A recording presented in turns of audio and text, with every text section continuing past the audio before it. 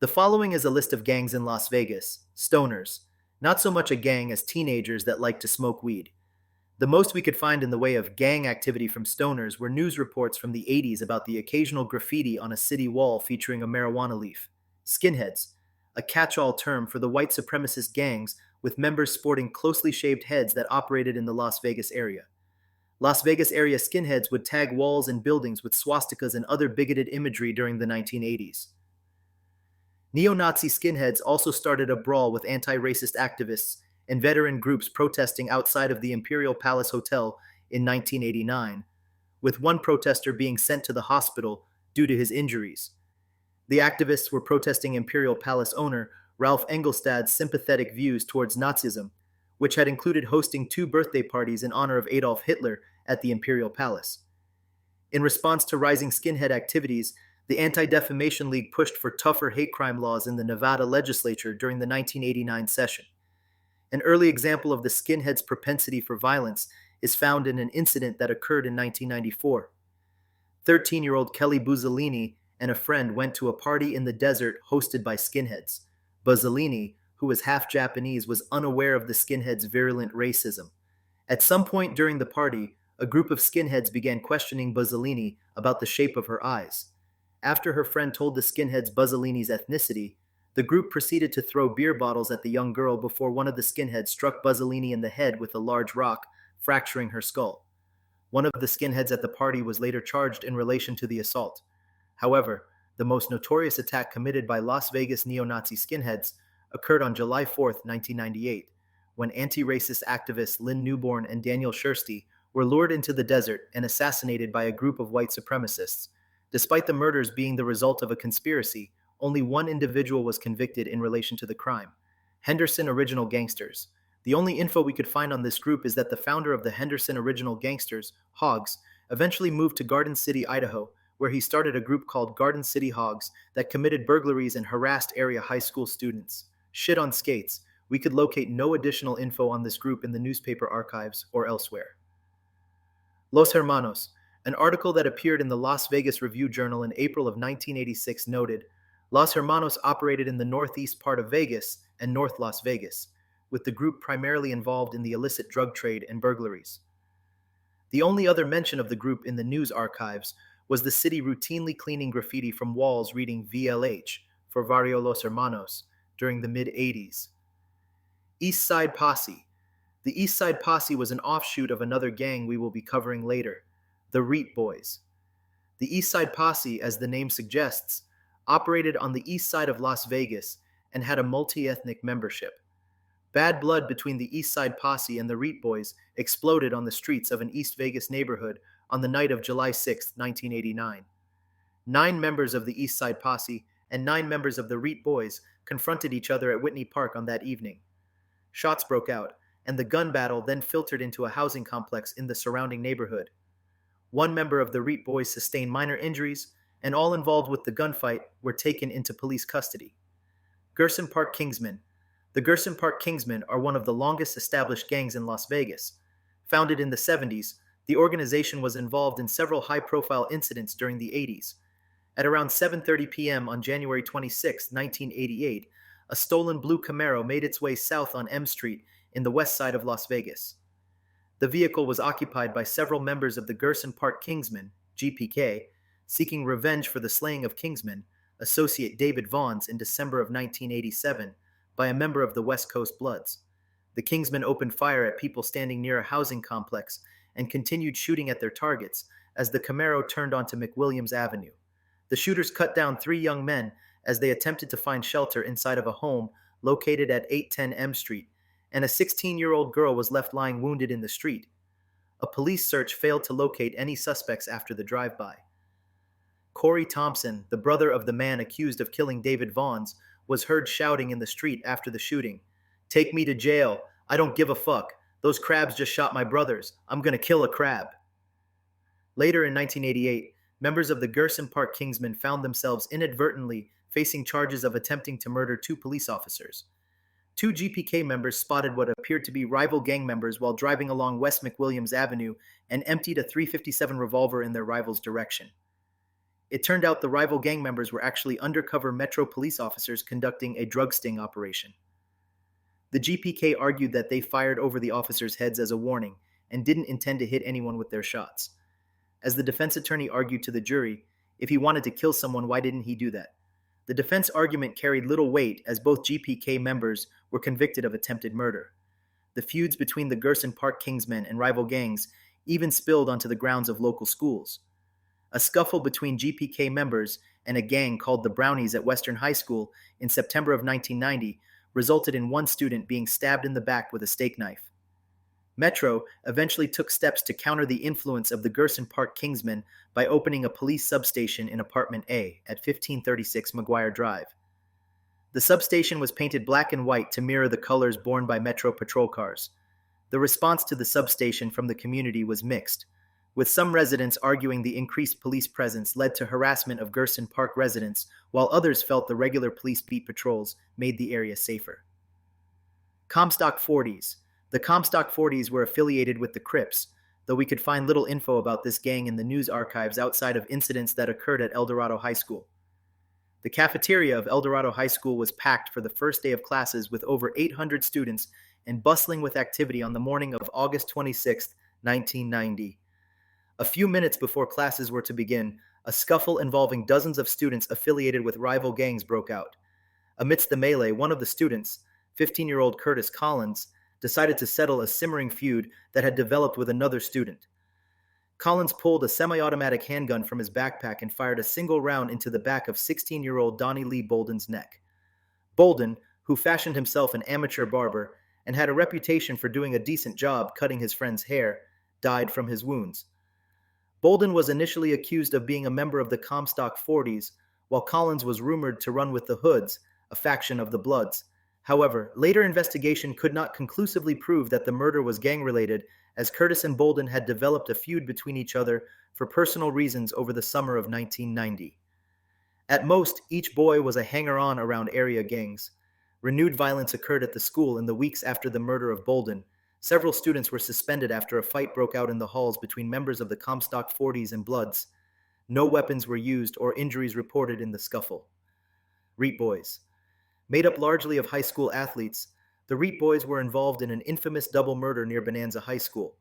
The REIT Boys formed among jocks attending Valley High School in the 80s reportedly to provide protection against other gangs at the school, before turning to criminal activities themselves. One REIT Boy interviewed by the Las Vegas Review-Journal in 1989 said of the gang, "Being cool, well-liked, and a jock were a must for those who wanted to be REIT Boys and join the crusade against gangs and drugs. We started saying this gang stuff really sucks. Well, let's start our own." The group garnered little public attention before March 10, 1989.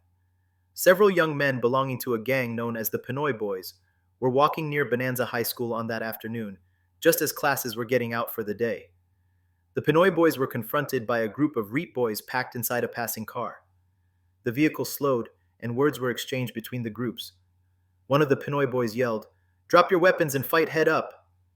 REIT Boys member Michael Italian Smith leaned out of the car and produced a sawed-off shotgun. He yelled back, "Like you did at McDonald's?" referencing an incident in December of 1988 where a Pinoy Boy shot and injured a REIT Boy at a McDonald's. Then he pulled the trigger. Two young men, 21-year-old Lino Abakahin and 16-year-old Jeffrey Randrup, were cut down by the shotgun blast. Neither survived their injuries. The car containing the REIT Boys sped away, but Smith turned himself into police 2 days after the shooting. Smith later pled guilty to first-degree murder in exchange for prosecutors agreeing not to seek the death penalty. He was sentenced to 4 life terms without parole. The REIT Boys produced several offshoots, such as the Gold Bar Posse, the Green Valley Boys, and the East Side Posse. In the case of the East Side Posse, it developed a rivalry with the REIT Boys that occasionally spilled over into violence, as was the case with a shootout between several REIT Boys and East Side Posse members in July of 1989. As late as 1992, police estimated there were approximately 156 REIT Boys active in the Las Vegas area. Rolling 60s Crips. Press accounts from the late 80s indicate the Rolling 60s originated in California before establishing roots in Las Vegas. One of the earliest cases we found involving the Rolling 60s was the 1988 murder of Jimmy Boo Boo Swanson. A member of the Donna Street Crips, Swanson was driving with a friend through territory in North Las Vegas controlled by the Rolling 60s. Another vehicle containing three members of the Rolling 60s pulled alongside Swanson's car and shouted a gang epithet. Then a shot rang out and Swanson's car began to swerve. Swanson's friend, riding in the passenger seat, grabbed the wheel and guided the car to a nearby store, but it was already too late for Swanson. Throughout 2001, the Rolling 60s engaged in a vicious war with the Gerson Park Kingsmen for control of territory in North Las Vegas. The gang war left at least 15 dead and many more wounded in the square mile area surrounding Lake Mead Boulevard and Martin Luther King Boulevard, including a church deacon caught in the crossfire between the gangs. The neighborhoods where the Rolling 60s operated obtained some relief in 2003, after 21 members were indicted by the federal government on RICO charges for crimes ranging from arms trafficking, prostitution, arson, armed robbery, and murder. One area resident living near Lake Mead Boulevard in D Street told the Las Vegas Review-Journal after the arrests, "I'm afraid they'll just be locked up for a while and then get out again and do some more shootings." Boulder City Terrorist Group. We found no other references to this group in the news archives. White Street. The White Street Mob was a smaller gang focused primarily on narcotics dealing on the east side of Las Vegas. The alleged head of the gang, Jesse Bright III, was shot and killed in 1989 by a suspect the police identified as being known to the victim. Even after Bright's murder, rival gangs targeted his parents' home with gunfire and a Molotov cocktail. The last notable incident involving White Street occurred in 1998. A 14-year-old member of White Street encountered two rival gang members when they pulled up in a car in the parking lot of a supermarket. The rival gang members started talking crazy and insulting White Street, and in response, the 14-year-old pulled out a .22 handgun and fired several rounds, killing 16-year-old Daryl Crittenden and wounding the other youth in the car. The young gunman was later granted a reduced sentence by the governor due to his age at the time of the shooting. Regal Estate State Boys. The only reference we found to the State Boys was the 1988 arrest of three members that attended Chaparral High School for allegedly beating up random citizens in an effort to build street cred for their new gang. West Coast Bloods. Formed in Las Vegas around 1985, the West Coast Bloods had links through kin or affinity to more established gangs in Los Angeles. A well-publicized case involving the West Coast Bloods occurred on December 4, 1988, during a party outside of the Comfort Inn, located at 525 East Bonanza Road. The party had been advertised around several area high schools and drew teenagers from many different gangs. During the party, West Coast Bloods member Calvin Thompson got into an altercation with David Vaughns, a member of the Gerson Park Kingsmen. Thompson pulled out a gun and fired 3 rounds into Vaughn's head, killing him. Another person was injured, and Thompson even accidentally shot his own brother in the arm during the incident. Notably, Thompson had been released from the Clark County Detention Center only a day before the shooting after being charged with spraying gunfire into a North Las Vegas home. The trial of Calvin Thompson turned into a spectacle. A brief fight broke out between members of the West Coast Bloods and the Gerson Park Kingsmen at the Clark County Courthouse when members of the rival gangs arrived at the same time in response to subpoenas issued by the district attorney. And the rows of seats behind Thompson in the courtroom were filled with members from his gang donned in red, as a show of support for their incarcerated compatriot, with Thompson frequently flashing gang signs to his brothers in the Bloods during trial recesses. Thompson was ultimately convicted of first-degree murder in the slaying of David Vaughns. At his sentencing hearing, Thompson maintained his innocence. However, he did say of his victim, "I don't care nothing about him and he don't care nothing about me, and that's coming from the heart. I'm sorry he got killed." In 1991, the West Coast Bloods were one of several gangs targeted in a sweeping multi-agency police raid across the Las Vegas area. The gang members were charged under Nevada's version of RICO for engaging in a criminal enterprise, the first time in the nation that youth gangs had been charged with criminal racketeering. Rolling 50s. We could locate no other references to the Rolling 50s in the news archives, other than they also went by the Vegas Heights Gangsta Crips. Piru Bloods. Named after Piru Street in Compton, California, the Piru Bloods were well established in Las Vegas by the mid-80s. On June 4, 1990, 19-year-old Richard Carter was standing outside of an AM/PM gas station located at Martin Luther King Boulevard and Cary Avenue. An Oldsmobile with 3 occupants slowly pulled up. Then 5 shots from a rifle rang out, and the car sped away from the scene. Carter suffered a fatal wound. As for the Oldsmobile, it had been stolen before the shooting and then abandoned about 2 miles from the AM/PM after being used in the crime. A reputed leader of the Pirates, Kevin Lay, was charged with the murder of Richard Carter. Prosecutors allege that Lay tried to create an alibi after the Carter murder by visiting a 7-Eleven where he would be caught on surveillance video. Investigators believe gang rivalry was the motive behind the slaying of Carter, who was a member of the Gerson Park Kingsmen. Despite claims that he had spent most of the day at his grandmother's house, Lay was convicted of Carter's murder. There may have been retaliation for the Carter murder a few months after his death.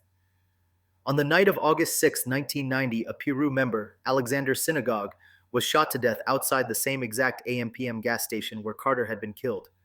Witnesses described the murder occurring after a confrontation between members of the Pirates and their gang rivals. 28th Street Gang. An established feature of the east side of Las Vegas, the 28th Street Gang was quite active during the 80s and 90s. One of the earliest references to the 28th Street Gang we found was an incident that occurred on December 9, 1984.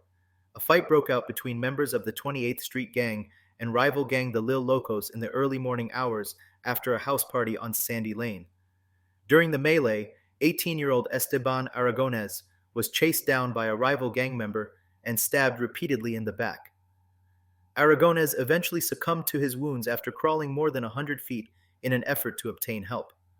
Another dramatic and terrifying incident involving the gang took place during a Little League practice. On the evening of September 28, 1988, a group of 7- and 8-year-olds gathered at the baseball diamond near 23rd Street and Stewart Avenue, along with their coach and parents to practice for their Little League team. Suddenly, rival gang members from the Bloods and the 28th Street Gang began to converge on the baseball diamond. At first, the two groups of interlopers threw bottles at each other, but then gunfire exploded through the night air. The parents and coach yelled for the kids to duck, and the Little League team hit the ground until the shots let up. The gang members involved in the chaos had scattered by the time police arrived on the scene. Kick Boys. We could locate no other information on the Kick Boys. Pinoy Boys. The Pinoy Boys were a largely Filipino gang that operated at Las Vegas high schools. As we detailed above, reputed Pinoy Boys member Lino Abacahin was gunned down a half-block from Bonanza High School in 1989 by rival REIT Boys member Michael Smith during a confrontation between the competing gangs. The bad blood between the gangs had been heightened by the shooting of a REIT Boys member by a Pinoy boy at a McDonald's in December of 1988. A few months after Abacahin's murder, a car full of Pinoy Boys members was stopped by the police based on information received from a confidential informant. The Pinoy Boys were loaded up on guns and were on their way to carry out a retaliatory attack on the REIT Boys. The Pinoy Boys were targeted in the sweeping 1991 law enforcement raids against Las Vegas area gangs for violating Nevada's equivalent of RICO. Pecker Woods. Aside from the fact that Pecker Woods were a skinhead gang, we could not locate any other info on this gang in the news archives. Flip side, we could not locate any info on this gang in the news archives. 18th Street Gang. The 18th Street Gang was originally formed in Los Angeles and has operated in Las Vegas for decades. A tragic murder involving the 18th Street Gang was set in motion when Gibson Middle School student 13-year-old Alexander Arroyo and his friend John Epizioco were dropped off in front of his house the afternoon of October 26, 1996. Arroyo made his way past a blue Cadillac parked in front of the home when he was approached by 19-year-old Jerry Lara, who was a reputed member of the 18th Street Gang. Referencing the vehicle parked in front of the house, Lara brandished a handgun and told Arroyo he was going to get the fool with a Cadillac. Arroyo entered his home and immediately informed his 16-year-old brother that Lara had a gun and was looking for him. Arroyo, his older brother, and his friend piled into the Cadillac parked out front and made their way to a nearby 7-Eleven in a search for Lara. Not long after arriving, the car containing Arroyo and the others encountered Lara, who fired shots into the Cadillac as it drove near the intersection of Vegas Drive and Simmons Street. Alexander Arroyo was struck and killed by one of Lara's rounds as he sat in the back seat next to his friend. After his arrest, Lara told police that he had been at an apartment with friends at the time of the shooting. Lara was ultimately convicted of first-degree murder, but when handing down the sentence, Judge Jeffrey Sobel told Lara, "You are either totally innocent or totally guilty. I hope to God you are guilty because that's what the jury found." For his part, Lara continued to maintain that 13-year-old John Epizioco, a key witness for the prosecution, had lied under oath. Only 2 months after Lara's conviction, Epizioco was approached from behind by an unknown teenager as he walked his 5-year-old sister to school. The assailant fired a single round into the back of Epizioco's head before fleeing the scene. Episioko was murdered almost exactly 1 year from the date he witnessed his friend Alexander bleed to death next to him in the back of a Cadillac. Lara denied any involvement in the slaying, and no suspects have ever been arrested in connection with Episioko's murder. San Chucos. One 17-year-old member of the San Chucos told the Las Vegas Review-Journal during a 1989 interview, "There are a lot of Crips at Rancho High School, and they tried to mess with me because I was Mexican. It stopped when I joined the San Chucos, because they get along with my gang members." The San Chucos were involved in several brazen incidents during the 1980s. In March of 1988, members of the gang smashed a car through a closed sporting goods store and stole weapons from inside. In February of 1989, members of the gang were believed responsible for arson incidents at two North Las Vegas schools. On the night of February 13, 1989, two Molotov cocktails were thrown through the windows of Lincoln Elementary School, torching a classroom for blind students. A janitor managed to snuff out the firebomb tossed into the school's library before it could do any damage. Then, on the Saturday night over President's Day weekend, Sanchukos members broke into Bridger Junior High and doused the administration offices with a flammable liquid before setting a fire that caused $200,000 in damage and destroyed countless student records. A group of 5 Sanchukos members ranging in ages from 12 to 17 years old were charged with setting the fires. Investigators believe the 17-year-old suspect planned the torching of Bridger Junior High after he was thrown off school property for tagging. The Sanchukos were involved in another attack in 1989 that captured local headlines when 3 Sanchuco members fired several rounds from a .38 handgun into a Clark County school bus. The bus had picked up students from opportunity schools when an altercation occurred between passengers of the bus and 3 Sanchukos members. The Sanchukos members followed the bus in their car and fired several rounds at the vehicle as it was traveling near Bruce Street and Stewart Avenue, with 1 round lodging in the back of a seat.